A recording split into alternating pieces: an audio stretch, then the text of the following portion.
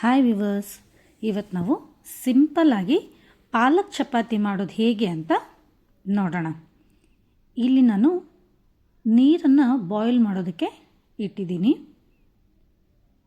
ನೀರು ಬಾಯ್ಲ್ ಆಗ್ತಾ ಇದ್ದ ಹಾಗೆ ನಾವು ಕಟ್ ಮಾಡಿ ತೊಳೆದು ಇಟ್ಟಿರೋ ಅಂಥ ಈ ಪಾಲಕ್ ಸೊಪ್ಪನ್ನು ಇದರಲ್ಲಿ ಹಾಕೋಣ.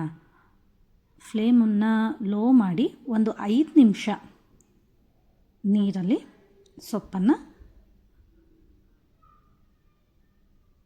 ಹಾಕಿ ಲಿಡ್ಡನ್ನು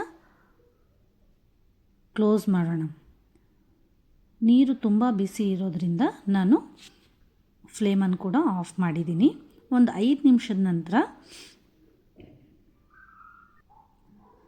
ಸರಿಯಾಗಿ ಈ ಸೊಪ್ಪನ್ನು ಡಿಪ್ ಮಾಡಿ ಇದನ್ನ ಈಗ ನಾವು ತಣ್ಣೀರಿಗೆ ಈ ಸೊಪ್ಪನ್ನು ಟ್ರಾನ್ಸ್ಫರ್ ಮಾಡೋಣ. ಈ ಪ್ರೊಸೆಸ್ ಮಾಡೋದ್ರಿಂದ ಈ ಸೊಪ್ಪಿನ ಕಲರು ಹಾಗೇ ಇರುತ್ತೆ. ಹಾಗೆ ಇದರ ಬಾಯ್ಲ್ ಆಗೋ ಪ್ರೊಸೆಸ್ ಕೂಡ ನಿಂತೋಗುತ್ತೆ. ಐಸ್ ವಾಟರಲ್ಲಿ ಕೂಡ ಹಾಕ್ಕೋಬೋದು ಅಥವಾ ಮಾಮೂಲಿ ವಾಟರಲ್ಲಿ, ಅಂದರೆ ತಣ್ಣಗಿರುವಂಥ ವಾಟ್ರಲ್ಲಿ ಇದನ್ನ ಹಾಕಿ ಒಂದು 2-3 ಸೆಕೆಂಡ್ ನಂತರ ಇದು ತಣ್ಣಗಾದಮೇಲೆ ಇದನ್ನು ಈಗ ನಾವು ಮಿಕ್ಸಿ ಜಾರ್ಗೆ ಹಾಕ್ಕೊಳ್ಳೋಣ.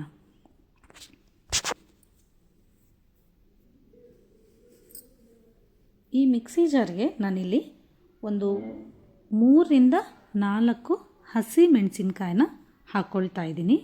ಹಾಗೆ ಸ್ವಲ್ಪ ಕೊತ್ತಂಬರಿ ಸೊಪ್ಪು, ಹಾಗೆ ಒಂದಿಷ್ಟು ಹಸಿ ಶುಂಠಿನ ಹಾಕ್ಕೊಂಡು ಇದನ್ನು ಮಿಕ್ಸಿ ಮಾಡ್ಕೊಳ್ತೀನಿ. ನಿಮಗೆ ಹಸಿಮೆಣಸಿನ್ಕಾಯಿ ನಿಮ್ಮ ಟೇಸ್ಟಿಗೆ ಅನುಸಾರವಾಗಿ ನೀವು ಹಾಕ್ಕೋಬೋದು. ನಾನಿಲ್ಲಿ 2 ಕಪ್ನಷ್ಟು ಗೋಧಿ ಹಿಟ್ಟನ್ನು ತೊಗೊಂಡಿದ್ದೀನಿ. ಅದಕ್ಕೆ ರುಚಿಗೆ ತಕ್ಕಷ್ಟು ಉಪ್ಪು, ಹಾಗೆ ನಾವು ಮಿಕ್ಸಿ ಮಾಡಿರುವಂಥ ಪಾಲಕ್ ಸೊಪ್ಪಿನ ಮಿಶ್ರಣವನ್ನು ಹಾಕ್ಕೊಳ್ತಾ ಇದ್ದೀನಿ. ಈ ಹಿಟ್ಟನ್ನು ಹೀಗೆ ಕಲಿಸ್ಕೋಬೋದು, ಆದರೆ ಇದಕ್ಕೆ ನಾನು ಇನ್ನೂ ಕೆಲವೊಂದು ಇಂಗ್ರೀಡಿಯೆಂಟ್ಸ್ನ ಹಾಕ್ಕೊಳ್ತೀನಿ. ಸ್ವಲ್ಪ ಅದು ಬಿಸಿ ಇರುತ್ತೆ ಅನ್ನೋ ಕಾರಣಕ್ಕೆ ಸ್ಪೂನಿಂದ ಚೆನ್ನಾಗಿ ಮಿಕ್ಸ್ ಮಾಡಿ ಈಗ ಈ ಹಿಟ್ಟಿಗೆ ಒಂದು ಅರ್ಧ ಟೀ ಸ್ಪೂನಷ್ಟು ಓಂಕಾಳನ್ನು ಹಾಕ್ಕೊಳ್ತಾ ಇದ್ದೀನಿ.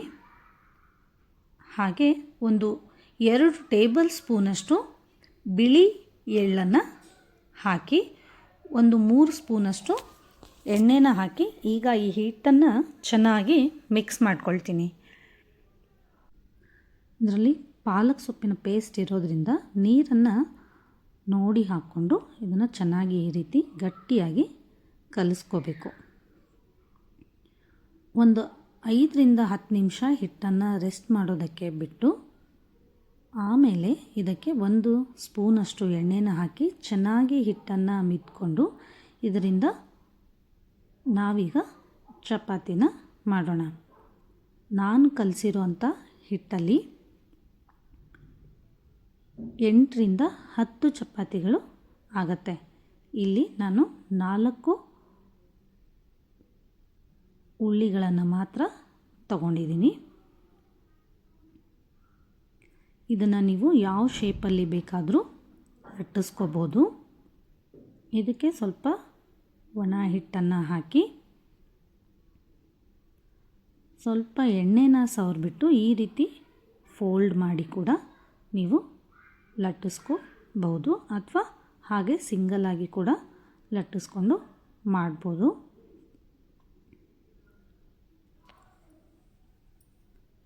ಇದಕ್ಕೆ ನೀವು ಯಾವುದಾದ್ರೂ ಸಬ್ಜಿ ಅಥವಾ ಪನ್ನೀರನ್ನು ಕೂಡ ತುರಿದ್ಬಿಟ್ಟು ಒಳಗಡೆ ಸ್ಟಫ್ ಮಾಡಿ ಕೂಡ ಮಾಡ್ಕೋಬೋದು. ಅದು ಕೂಡ ತುಂಬ ಚೆನ್ನಾಗಿರುತ್ತೆ.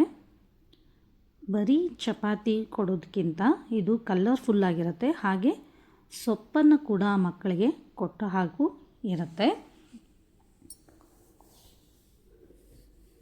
ನಿಮಗೆ ಯಾವ ಸೈಜಲ್ಲಿ ಬೇಕೋ ಆ ಸೈಜಲ್ಲಿ ಇದನ್ನು ಲಟ್ಟಿಸ್ಕೊಂಡು ಬೇಯಿಸ್ಕೋಬೇಕು. ನಾನು ಈ ರೀತಿ ಇದನ್ನು ಲಟ್ಟಿಸ್ಕೊಂಡಿದ್ದೀನಿ. ಕೆಲವೊಬ್ಬರು ಇದನ್ನು ತೀರಾ ದಪ್ಪ ಕೂಡ ಮಾಡ್ಕೊಳ್ತಾರೆ, ಆ ರೀತಿಯೂ ತುಂಬ ಚೆನ್ನಾಗಿರುತ್ತೆ. ಆದರೆ ನಮ್ಮ ಮನೇಲಿ ಸ್ವಲ್ಪ ತೆಳ್ಳಗಿರೋ ಚಪಾತಿನೇ ಇಷ್ಟಪಟ್ಟು ತಿನ್ನೋದ್ರಿಂದ ನಾನು ಇದನ್ನು ಇದೇ ರೀತಿ ಲಟ್ಟಿಸ್ಬಿಟ್ಟು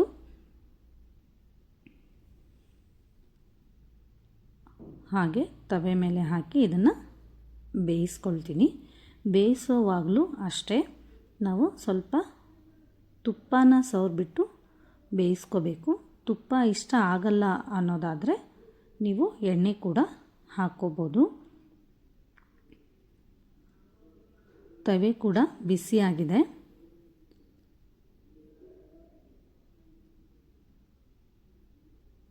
ಸ್ವಲ್ಪ ಬಬಲ್ ಬರ್ತಾ ಇದ್ದ ಹಾಗೇ ಇದಕ್ಕೆ ಎಣ್ಣೆ ಅಥವಾ ತುಪ್ಪನ ಸವರ್ಬಿಟ್ಟು ಎರಡೂ ಬದಿಲಿ ತುಂಬ ಚೆನ್ನಾಗಿ ಇದನ್ನು ಒತ್ತಿಬಿಟ್ಟು ಬೇಯಿಸ್ಕೋಬೇಕು. ಗೋಧಿ ಪದಾರ್ಥ ಯಾವಾಗಲೂ ಚೆನ್ನಾಗಿ ಬೇಯಿಸಿದ ಮೇಲೇ ತಿನ್ನಬೇಕು. ಹಾಗಂತ ಈ ಗ್ಯಾಸ್ ಮೇಲೆಲ್ಲ ನಾವು ಒಂದೊಂದು ಸಾರಿ ಈ ಕುಲ್ಚಾ ಮಾಡೋದಕ್ಕೆ ಹಾಗೇ ತವೆ ಮೇಲೆ ಅಥವಾ ಇಡ್ಲಿ ಒಲೆ ಮೇಲೆ ಬೇಯಿಸ್ಕೊಳ್ತೀವಿ. ಆ ರೀತಿ ಮಾಡಬಾರ್ದು ಅಂತ ಕೂಡ ಹೇಳ್ತಾರೆ. ಸೊ ಹಾಗಾಗಿ ತವೆ ಮೇಲೇ ತುಂಬ ನೀಟಾಗಿ ಎರಡು ಬದಿಲಿ ಚೆನ್ನಾಗಿ ಬೇಯಿಸ್ಕೊಂಡು ಇದನ್ನು ನಾನಿವತ್ತು ಮೊಸರು ಜೊತೆ ಸರ್ವ್ ಮಾಡ್ತಾಯಿದ್ದೀನಿ. ನೀವು ಉಪ್ಪಿನಕಾಯಿ ಅಥವಾ ಯಾವುದಾದ್ರೂ ಚಟ್ನಿ ಈ ಥರ ನಿಮಗೆ ಯಾವುದಿಷ್ಟನೋ ಅದ್ರ ಜೊತೆ ಸರ್ವ್ ಮಾಡ್ಬೋದು. ನೋಡಿ ಇಷ್ಟು ಸಾಫ್ಟಾಗಿ ಬರುತ್ತೆ. ಇದನ್ನು ನೀವು ಲಂಚ್ ಬಾಕ್ಸಿಗೆ ಕೂಡ ಕಳಿಸ್ಬೋದು. ತುಂಬ ಸಾಫ್ಟಾಗಿರುತ್ತೆ. ಹಾಗಾಗಿ ಇದನ್ನು ಇಮಿಡಿಯೇಟಾಗಿ ಬಿಸಿಯಾಗಿ ಇರುವಾಗಲೇ ತಿನ್ನಬೇಕು ಅಂತ ಏನೂ ಇಲ್ಲ. ಇದಕ್ಕೆ ಕೊಬ್ಬರಿ ಚಟ್ನಿ ಅಥವಾ ಉಪ್ಪಿನಕಾಯಿ, ಕೆಂಪು ಖಾರ ಅಥವಾ ಮೊಸರು ಬಜ್ಜಿ ಈ ಥರ ಯಾವುದಾದ್ರ ಜೊತೆ ಆದರೂ ನೀವು ಇದನ್ನ ಸರ್ವ್ ಮಾಡ್ಬೋದು. ನೀವು ಕೂಡ ಮನೇಲಿ ಟ್ರೈ ಮಾಡಿ ಹೇಗಾಗಿದೆ ಅಂತ ಕಮೆಂಟ್ ಮಾಡಿ ತಿಳಿಸಿ. Thank you.